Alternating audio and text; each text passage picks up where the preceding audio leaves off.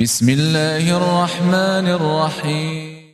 Kita akan membahas satu ayat di dalam Al-Quranul Karim tentang tujuan diciptakan kita semuanya. Allah Subhanahu wa taala berfirman dalam surah Az-Zariyat ayat 56, wa ma khalaqtul jinna wal insa illa liya'budun ma uridu minhum mir rizqin wa ma uridu an yut'imun innallaha huwar razzaqu dzul quwwatil matin. Allah Subhanahu wa taala berfirman, dan aku tidak menciptakan jin ataupun manusia melainkan supaya mereka beribadah atau mengabdi kepadaku. Aku tidak hendak rizki sedikit pun dari mereka, dan aku pun tidak berkehendak supaya mereka memberi makan kepadaku. Sesungguhnya Allah Subhanahu wa taala dialah Maha Pemberi rizki yang mempunyai kekuatan lagi sangat kokoh. Ma'asyiral muslimin wal muslimat rahimani wa rahimakumullah. Ayat ini menjelaskan kepada kita tentang tujuan diciptakan kita semuanya, bahwa tidaklah Allah menciptakan kita kecuali diperintahkan untuk beribadah kepada Allah. Karenanya Nabi SAW dan para nabi sebelumnya diutus oleh Allah Subhanahu wa taala untuk mewujudkan kenapa Allah Subhanahu wa taala menciptakan kita. Dalam surah An-Nahl 36 Allah mengatakan, wa laqad ba'atsna fi kulli ummatir rasulan an ya'budullaha wajtanibut taghut. Dan tidaklah kami utus pada tiap-tiap umat ini seorang rasul, di mana tugas mereka menyeru kepada manusia beribadahlah kepada Allah dan jauhi perkara taghut. Ma'asyiral muslimin yang dimuliakan Allah Subhanahu wa taala, ada beberapa kaidah yang harus kita pahami seputar ibadah ini. Namun sebelum saya menjelaskan tentang kaidah-kaidah seputar ibadah, terlebih dahulu kita akan menjelaskan apa penyebab Allah Subhanahu wa taala mensyariatkan ibadah kepada kita dan apa hikmahnya. Adapun sebabnya, tadi saya sudah jelaskan bahwa sebab puncaknya adalah Allah Subhanahu wa taala menciptakan kita semuanya, bahkan manusia dan jinnya, adalah untuk beribadah. Kemudian yang kedua, ibadah ini adalah bentuk al-imtihan. Imtihan atau ikhtibar artinya ujian bagi kita semuanya. Karena Allah Subhanahu wa taala berfirman, alladzi khalaqal mauta wal hayata liyabluwakum ayyukum ahsanu amala. Dialah yang menciptakan kematian dan kehidupan. Untuk apa? Menguji kalian. Apa yang diuji? Siapa di antara kalian yang baik amalannya, yang baik ibadahnya. Jadi dengan adanya ibadah itu kita sedang diuji oleh Allah Subhanahu wa taala. Apakah kita termasuk orang-orang yang taat dengan Allah dan tunduk kepadanya, ataukah orang-orang yang bermaksiat dan membangkang kepada Allah Subhanahu wa taala? Makanya Allah perintahkan kita ibadah. Ma'asyiral muslimin yang dimuliakan Allah Subhanahu wa taala, adapun hikmahnya tentu banyak sekali. Pertama, dengan adanya ibadah ini kita bisa tenang hati. Jadi hati kita ini bisa tenang dengan adanya ibadah. Karena Allah Subhanahu wa taala berfirman dalam surah Ar-Ra'd ayat 28, alladzina amanu wa tatma'innu qulubuhum bi dzikrillah ala bi dzikrillah tatma'innul qulub. Dan orang-orang yang beriman kemudian mereka merasa tenang hati-hati mereka dengan zikir kepada Allah. Ingatlah dengan berzikir kepada Allah, artinya ibadah. Karena zikir bagian ibadah, maka hati-hati manusia akan tenang. Jadi ibadah itu diantara hikmahnya adalah supaya hati kita tenang. Kemudian yang kedua, supaya wajah kita bercahaya. Dalam surah Al-Fath ayat 29 Allah mengatakan, simahum fi wujuhihim min athari sujud.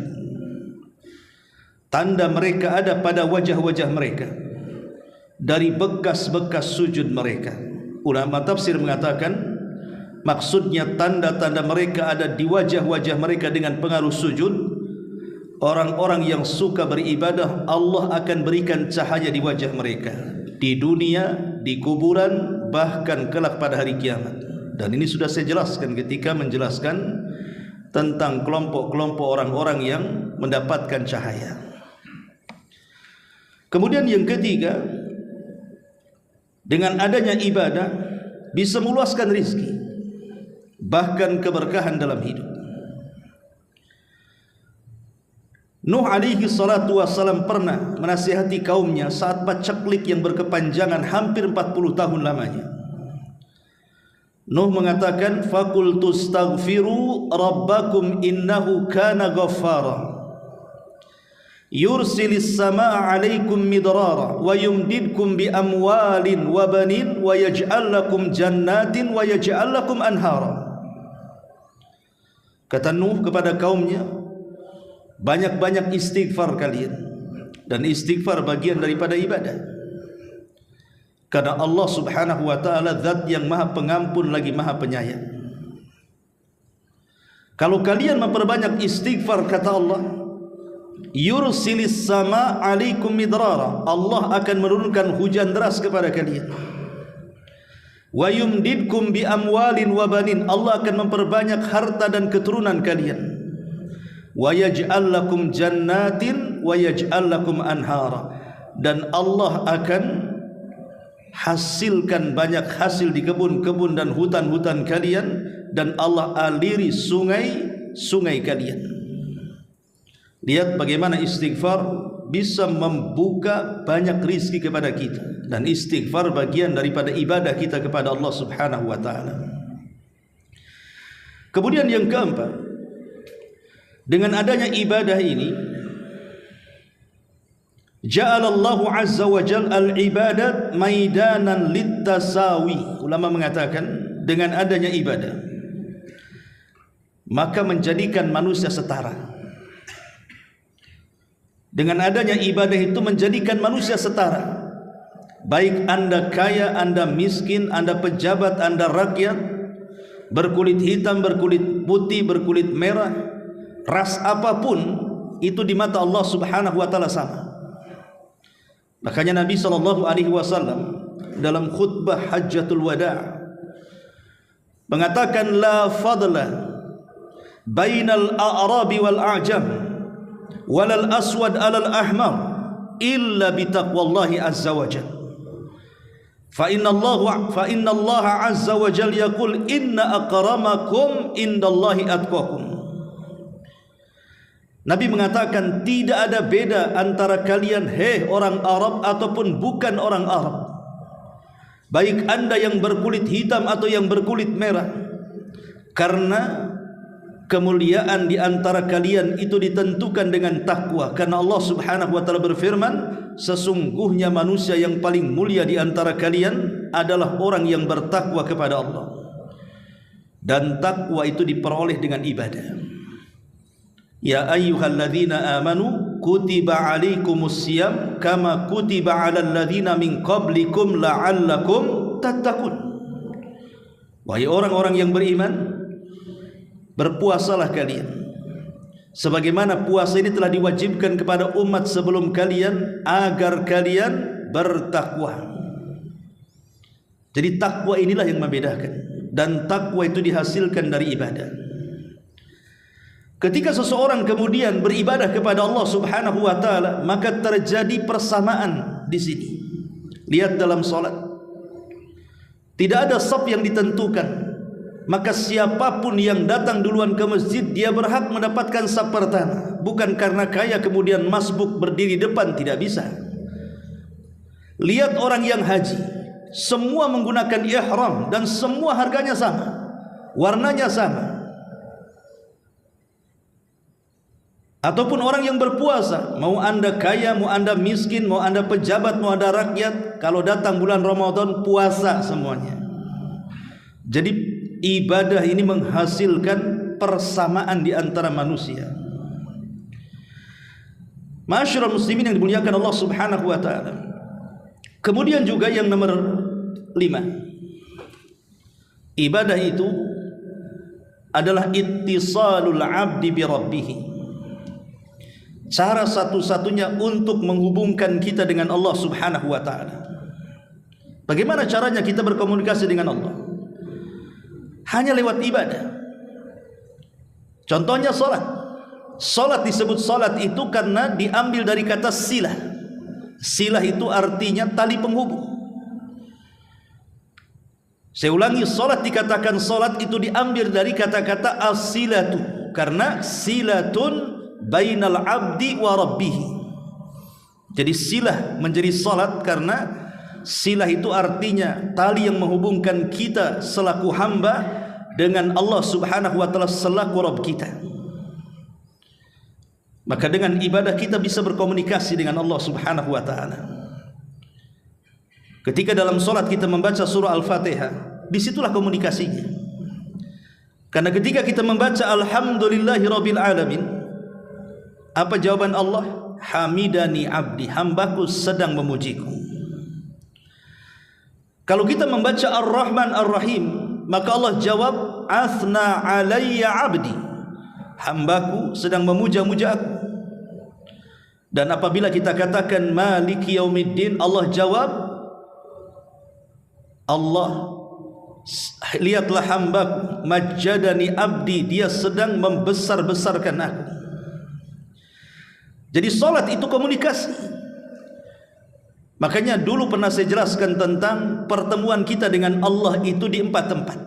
2 di dunia dan 2 di akhirat. Yang 2 di dunia saat kita salat, itulah komunikasi dengan kita dengan Allah. Kita sedang berjumpa dengan Allah, dan itu ternaskan dalam Al-Quran. Ketika Allah Subhanahu wa taala berfirman, salat itulah kabiratun illa alal khashiin, sungguh berat kecuali bagi orang yang khusyuk. Allah tafsirkan siapa orang yang khusyuk itu? Alladzina yadhunnuna annahum mulaqu rabbihim, orang-orang yang yakin dalam hatinya dia sedang berhadap-hadapan dengan Rabbnya. Maka ini yang kelima, bahwa ibadah itu menyambungkan kita dengan Allah Subhanahu wa taala. Kemudian juga yang nomor 6, ibadah ini rahasia kesehatan manusia. Di dalam ibadah ini ada rahasia kesehatan manusia, dan bisa melancarkan aliran-aliran darah dalam tubuh manusia. Contohnya umpamanya kita lihat ketika seseorang membaca Quran, ketika seseorang berzikir, itu disebut harakatul fam. Jadi lidah ataupun lisan sedang bergerak, dan itu olahraga lisan. Kemudian juga contohnya seseorang beribadah dalam hati, hudurul qalbi, menghadirkan hatinya, baik ikhlas, tawakal dan yang semacamnya, itu akan menghasilkan hati yang baik. Dan kita tahu bahwa baik dan tidaknya anggota badan kita dari atas kepala sampai kaki itu ditentukan dengan hati. Kalau hatinya tenang, hatinya baik, maka semua anggota badannya akan baik. Tapi kalau hatinya susah, hatinya rungsep, hatinya tidak baik, maka akan mempengaruhi seluruh badannya. Dan kebaikan hati itu ada pada ibadah. dengan zikir tenang hati, dengan salat hati kita terpaut dengan Allah Subhanahu wa taala. Ataupun puasa, tanya para dokter tentang bagaimana faedah puasa, luar biasa. Makanya hampir semua agama mensyariatkan puasa. Karena bukan hanya bicara soal pahala di balik puasa, tapi lebih daripada itu ada kesehatan di situ. Sebutkan ibadah apa saja, pasti ada mengandung kesehatan di dalamnya. Maka ini diantara faedah ibadah. Kemudian yang selanjutnya, dengan adanya ibadah kita dilatih kedisiplinan sebenarnya, supaya kita tidak menjadi malas. Makanya kenapa Nabi SAW ketika menjelaskan bahwa setan itu setiap malam mengikat tengkuk anak Adam itu 3 ikatan. Maka 3 ikatan tidak mungkin dilepas kecuali dengan 3 ibadah. Pertama, ketika bangun dia berzikir kepada Allah, lepaslah 1 ikatan. Kedua, ketika setelah berzikir dia berwudu karena Allah Subhanahu wa taala, lepaslah 2 ikatan. Setelah itu kemudian dia melaksanakan salat, maka 3-tiganya akan lepas. Ketika 3-tiganya lepas, apa kata Rasul? Di pagi harinya jiwanya akan baik dan dia memiliki kesemangatan hidup. Thayyibun nafsi nasyatun, kata Rasul. Hatinya baik dan dia pun bergairah hidupnya. Menunjukkan bahwa timbullah gairah hidup, kedisiplinan. Karena ibadah itu kan ada waktu-waktunya, harus disiplin. Ada gerakan-gerakannya, harus disiplin. Ada bacaan-bacaannya, dan begitu seterusnya. Kemudian juga ibadah ini melahirkan akhlak. Rukun Islam yang 5 itu saja, belum cerita yang lainnya, itu sudah melahirkan akhlak kepada kita. Contoh salat. Allah mengatakan innas salata tanha 'anil fahsya'i wal munkar. Salat itu mencegah perbuatan keji dan kemungkaran. Contoh haji. Nabi SAW mengatakan, man hajjal baita walam yarfus walam yafsuq raja'a ka yaumin waladathu ummuh. Siapa yang haji karena Allah, dia tidak melakukan kefasikan, dia tidak mengucapkan kemungkaran, maka pulang dari haji seperti anak yang baru dilahirkan orang tuanya tanpa dosa. Lihat puasa. Ketika Nabi SAW mengatakan kalau anda sedang berpuasa, kemudian ada orang yang mengajak bertengkar dengan anda, apa kata Rasul? Fakulum ru'un inni sa'imun. Katakan saya sedang berpuasa. Menghindari akhlak yang tidak baik. Ataupun zakat, khud min amwalihim sadaqatan tutahhiruhum wa tuzakkihim biha. Ambillah harta-harta mereka, dizakatkan supaya bisa membersihkan harta mereka dan mensucikan hati-hati mereka. Tazkiyatun nafsi. Zakat itu untuk mentazkiyah diri, dan itu bagian daripada akhlak.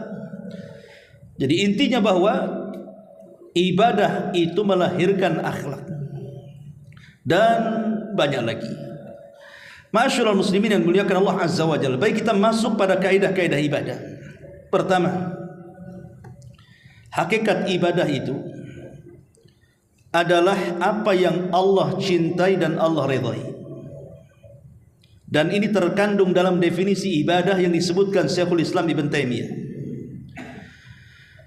Kata Ibnu Taimiyah rahimahullahu taala ketika mendefinisikan apa sih ibadah itu, maka beliau mengatakan ibadah itu adalah ismun jami'un likulli ma yuhibbuhu Allah wa yardahu minal aqwali wal a'mali adh-dhahirati wal batinati. Kata Ibnu Taimiyah rahimahullah tadi mengatakan ibadah itu adalah ismun jami, sebuah nama yang bersifat universal, sebuah nama yang bersifat umum, mencakup segalanya. Itu disebut ismun jami, mencakup segalanya terhadap apa-apa yang Allah cintai dan Allah ridhai, baik dari kata-kata ataupun perbuatan, baik yang tampak ataupun yang tidak tampak. Itulah ibadah. Saya ulangi, ibadah itu sebuah nama yang umum yang mencakup semua yang Allah cintai, semua yang Allah ridhai, baik berupa ucapan, baik berupa perbuatan, baik yang tampak ataupun yang tersembunyi. Dari sini kita tahu bahwa ibadah itu bukan hanya sekedar di majelis ta'lim, bukan hanya sekedar di masjid, bukan hanya acara-acara pengajian, zikir dan begitu seterusnya, tetapi semua ucapan dan perbuatan kita yang Allah cinta dan redha itu disebut ibadah. Kalau kita mengeluarkan kata-kata yang santun, Allah suka, berarti mengeluarkan kata-kata yang santun itu ibadah. Kalau seandainya kita membantu orang dengan tangan kita, mengangkat sebuah barang, menolong orang, Allah kok suka, maka itu ibadah. Ketika ada orang yang bertengkar, kemudian kita berusaha mendamaikannya, Allah suka, maka mendamaikan orang bertengkar itu ibadah. Maka ibadah itu mencakup segalanya. Yang penting Allah suka itu ibadah. Artinya kalau Allah tidak suka, justru Allah benci, Allah tidak redha, justru Allah murka, itu bukan ibadah. Ma'asyiral muslimin yang dimuliakan Allah Azza wa Jalla, ini yang pertama. Yang kedua, sifat ibadah itu tauqifi. Sifat ibadah itu tauqifiyah. Apa tauqifiyah? Terima jadi, paketan dari Allah. Artinya ibadah itu bukan rekayasa manusia. Tidak ada di dalamnya ikut campur tangan adat istiadat manusia, ataupun tidak ada di dalamnya akal-akalan manusia. Ibadah itu murni datang dari Allah. Makanya Ali radhiyallahu anhu ketika bicara tentang masul khufain, mengusap sepatu di atas itu, ya, kalau kita berwudu pakai sepatu, maka tidak usah dilepas sepatunya, asal mengikuti syarat-syaratnya, tinggal diusap saja atasnya sekali. Kalau mencuci kaki kan 3 kali, kalau pakai sepatu diusap sekali saja. Ali radhiyallahu anhu mengatakan, "Lau kana ad-dinu bir-ra'yi," kalau seandainya agama ini berasal dari akal manusia atau akal-akalan, tentu yang diusap dalam sepatu itu bukan atasnya, karena atasnya bersih. Yang kotor itu bawahnya. Kenapa yang diusap bukan tempat yang kotor? Kenapa pula yang diusap tempat yang bersih? Akal tidak menerima di sini. Karena tujuan berwudu itu kan membersihkan kotoran. Kenapa yang bersih diusap, yang kotor pula dibiarkan? Itulah menunjukkan bahwa agama bukan hasil rekayasa manusia. Agama itu rekayasa. Tidak ada rekayasa manusia atau akal manusia. Dia murni tauqifiyah, artinya terima jadi dari Allah Subhanahu wa taala. Tidak boleh dibuat-buat manusia. Karena dia sifatnya tauqifiyah, terima jadi. Apa yang Allah perintahkan laksanakan. Apa yang Allah larang tinggalkan. Apa yang Allah halalkan nikmati. Apa yang Allah haramkan jauhi. Selesai. Itulah ibadah. Yang sifatnya itu terima jadi. Jangan buat-buat. Ini yang kedua. Yang ketiga, bahwa setiap amalan yang telah dipastikan sebagai ibadah, kalau amalan ini sudah dipastikan sebuah ibadah, baik berdasarkan Al-Quran dan Sunnah, maka memalingkannya kepada selain Allah Subhanahu wa ta'ala adalah syirik akbar, kesyirikan. Sesuatu yang sudah diponis ini ibadah, solat kan ibadah, karena ada perintahnya aqimus solat, tegakkan solat, berarti Allah memastikan solat itu ibadah. Maka siapapun yang memalingkan solat kepada selain Allah, maka dia telah menyekutukan Allah. Apalagi doa, Allah Subhanahu wa ta'ala mengatakan, wa idza sa'alaka ibadi anni fa inni qarib ujibu da'watad da'i idza da'an falyastajibu li wal yu'minu bila'allahum yarshudun. Apabila hamba-hambaku bertanya kepadamu wahai Muhammad tentang aku, katakan aku dekat. Akulah yang mengijabah setiap doa orang yang berdoa kepadaku. Artinya ibadah, doa adalah ibadah. Karena nas hadis juga mengatakan ad-du'a'u huwal ibadah. Doa adalah ibadah. Sesuatu yang sudah pasti itu ibadah, maka apabila dipalingkan kepada selain Allah Subhanahu wa ta'ala, maka anda jatuh kepada kesyirikan. Karena doa adalah sebuah ibadah yang tidak boleh dipalingkan kecuali kepada Allah. Ketika doa ini dipalingkan kepada kuburan, walaupun kuburan ini dianggap orang saleh meminta-minta di situ, maka anda telah terjerumus kepada kesyirikan. Karena meminta-minta di kuburan, meminta-minta kepada dukun, meminta-minta dan percaya kepada tangkal ataupun yang lainnya, maka anda telah memalingkan sebuah ibadah dan terjerumus kepada kesyirikan. Ini yang ketiga. Yang keempat, bahwa syarat diterima ibadah itu ada 3. Kalau ibadah kita ingin diterima, maka lakukan 3 perkara. Pertama, Anda harus seorang muslim. Kalau seorang muslim beribadah, pasti diterima. Tapi kalau Anda orang kafir, pasti ditolak. Karena Allah Subhanahu wa taala mengatakan, a'maluhum karamadin istaddat bihir rih. Amal orang-orang kafir pada hari kiamat seperti debu yang ditumpuk kemudian dihempas angin sampai habis. Amal mereka tidak ada guna.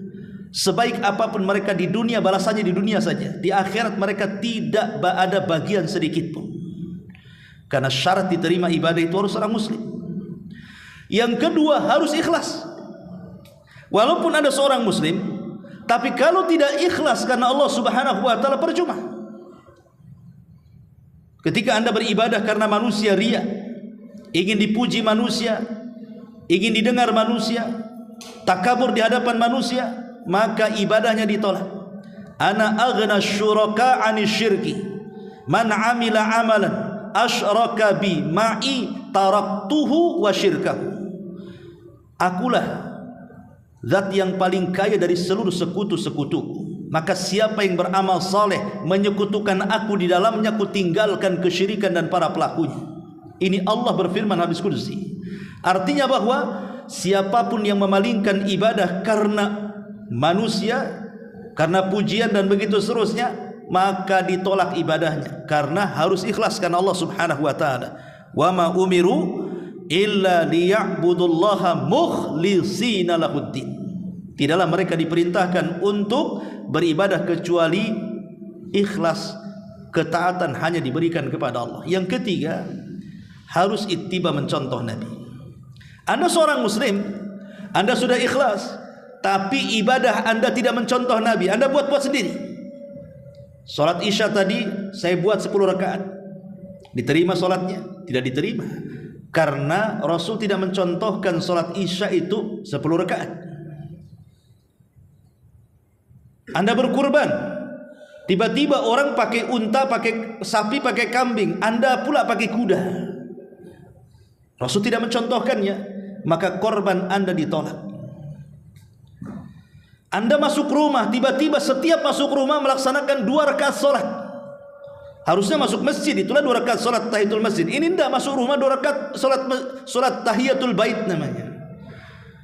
Diterima salatnya? Tidak diterima karena Rasul tidak mencontohkannya. Atau Anda kemudian menyembelih kurban sebelum salat Id, diterima ibadahnya? Tidak, walaupun itu adalah hari Idul Adha, karena waktunya sudah ditentukan setelah salat Id baru diterima. Kalau sebelum salat Id disembelih, itu bukan kurban namanya, hanya penyembelihan biasa, karena tidak mencontoh Nabi SAW. Jadi ibadah ini harus mencontoh Nabi SAW. Pertama, dalam bilangan. Kalau Rasul sudah menyebutkan bilangan, maka jangan membuat bilangan baru. Maghrib 3 rakaat, jangan pula ditambah menjadi 4 rakaat. Wudu 3 kali 3 kali, jangan ditambah jadi 4 kali 4 kali 5 kali 5 kali. Karena Rasul yang mengatakan faman zada faqad asaa wa zalama. Barang siapa yang menambah dalam basuhan wudu lebih daripada 3, dia telah berbuat jahat dan zalim. Karena Rasul tidak mencontohkannya. Atau dalam masalah sebab, sebab masuk masjid salat betul, tapi sebab masuk rumah salat tidak ada hadisnya, tidak ada perintah.